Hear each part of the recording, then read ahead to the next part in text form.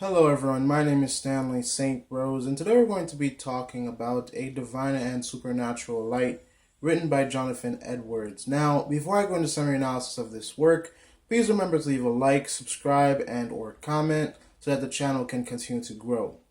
Now, in this work by Jonathan Edwards, we're talking about a divine and supernatural light, just like the title tells us. And what that basically is, according to Jonathan Edwards, is that there are certain truths, there are certain things that God reveals to us that is only from God. It's something. It's a light. It's a wisdom. It's a experience. It's something that God lets you tap into, but it's right then and there. It's in one quick instance. And what he's talking about here is that when you think about the Bible, when you think about the 12 disciples, when Jesus Christ was asking his 12 disciples about what do they think he is, a lot of them said many things. Some of them said that he was a prophet. Some of them said that, he was, a worker for God, or some religious figures. During the time of Jesus, a lot of people who were in government, a lot of people in Rome who were in politics, a lot of people who were in charge, a lot of Jewish leaders and leaders of churches, of synagogues, excuse me, they didn't believe, they didn't see that Jesus Christ was the Son of God. Of course, we know that they persecuted him, they crucified him, they cursed him, they did all the things that you would do to someone who's evil, to someone who's bad. They did all that to Jesus Christ. So the world was in darkness because the Son of God came, was on the planet. He was saying that he was the Son of God. He preached. He made a lot of prophecies come true, but none of them could see that it was the Son of God. They couldn't see that Jesus was Jesus. When Jesus finally asked his disciples because even them, they didn't believe that Jesus was the Son of God. Only Simon Peter finally stood up and told Jesus, I believe that you are the Son of God, that, you are Christ, you are the Son of God. And Jesus said that, it's upon Simon Peter that his church will be built, and that Simon Peter was the only individual at that moment who believed that Jesus Christ was indeed the Son of God. And so Jonathan Edwards, he uses this scripture. He says that there's a lot of knowledge in the world, but there's some knowledge, there's some truths that the only way that we can tap into them, that the only way that we can know them is by God letting us, this supernatural light, this divine and supernatural light that has the ability to take us out of darkness. Because unless God gives you or allows you to see the truth of what's around you, you're not going to see it. Edwards, he talks a lot about, when you think about the world of reason, you think about the world of man, we believe in hard facts. We believe in what our senses can pick up. We believe in reason and logic and rational ideas. So we trust what our senses can sense, right? But the thing is, like, when we're talking about God, it has a lot to do with faith. It has a lot to do with your belief. And so, Jonathan Edwards is saying that, you can master a craft, you can be a top, pretty much in today's terms, I guess, you can be a professional in any field that you want. All of that wisdom, all of that knowledge, it comes from God. Because when you think about Jonathan Edwards, you should keep in mind that he did not see science and God being separate. He believed that science and God worked hand in hand. And we know this to be a fact because he often went out into nature and commune with God and reflect on weather, reflect on the trees, and meditate in nature, because he saw the work of God's hand in nature and in the world.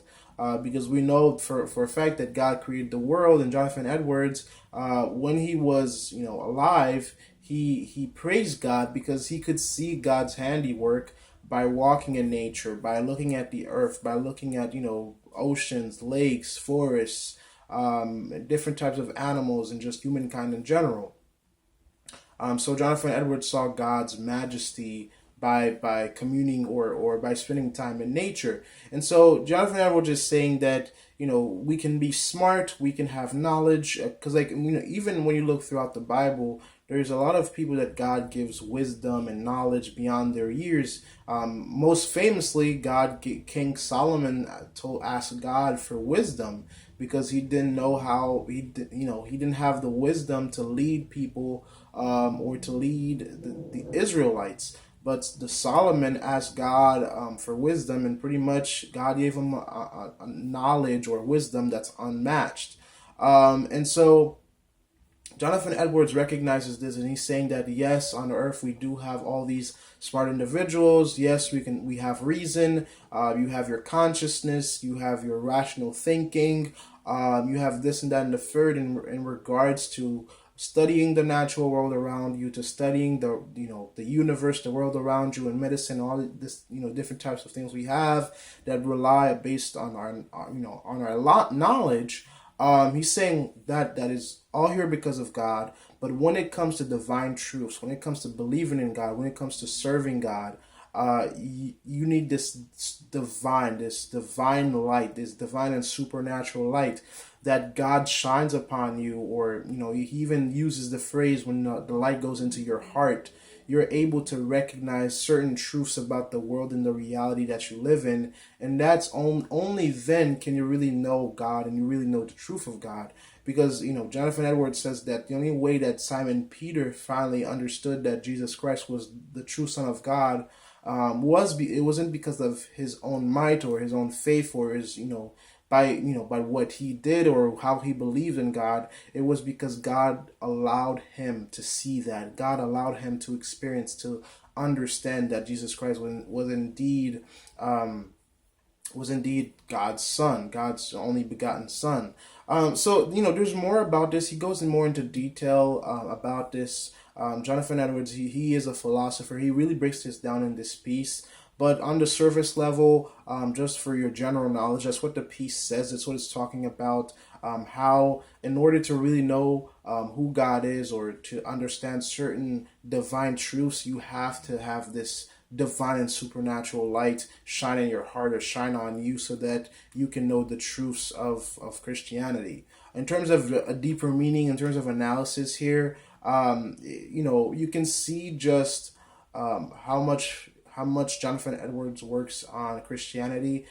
This divine and supernatural light, it's its own. He worked on this, and he explained this. That there's a lot of truth to it. That in order to understand Christianity, in order to understand who God is and how He works, you have to have this this light that shines upon you. Or if your mind is clouded, this light works to uncloud your mind. Because if we're if we're thinking about Roman times, everyone was in the dark. For instance, when the Israelites were asked if they want Barabbas or Jesus Christ, they chose Barabbas, even though Barabbas was this pretty much a maniac that was committing all types of sins and all types of crimes.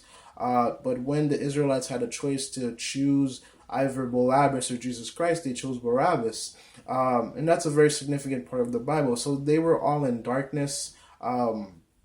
You can also go throughout the book of Kings, go throughout the Bible, and just look at how much darkness and sins and things that took place, in Israel's past, or in the Bible. And Jonathan Edwards is kind of saying that, before Jesus Christ, there was, a lot of darkness in the world, and there was no chance of finding this light.